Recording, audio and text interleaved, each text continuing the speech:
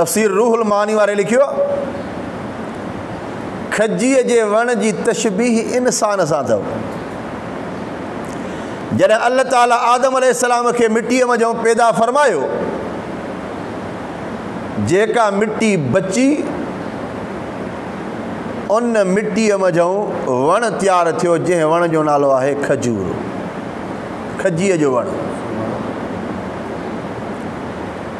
पोइ जीअं इंसान जा जेकॾहिं ज़ाहिरी उज़वा ॿिया कटिजी वञनि तॾहिं बि इंसान ज़िंदा हूंदो, इंसान जी बाहि कटिजी वञे तॾहिं बि ज़िंदा हूंदो, जंग कटिजी वञे तॾहिं बि ज़िंदा हूंदो।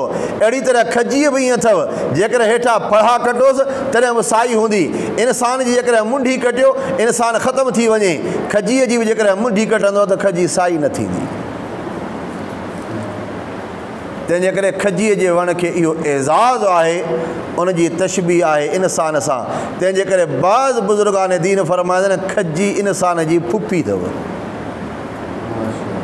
आदम अलैहिस्सलाम जे रहियल मिटीअ में तयारु थी। दुरूद शरीफ पढ़ंदा। अल्लाहुम्मा सल्लि अला सय्यिदिना व हबीबिना व शफीना मुहम्मद व अला आलिहि व असहाबिहि अजमाइन।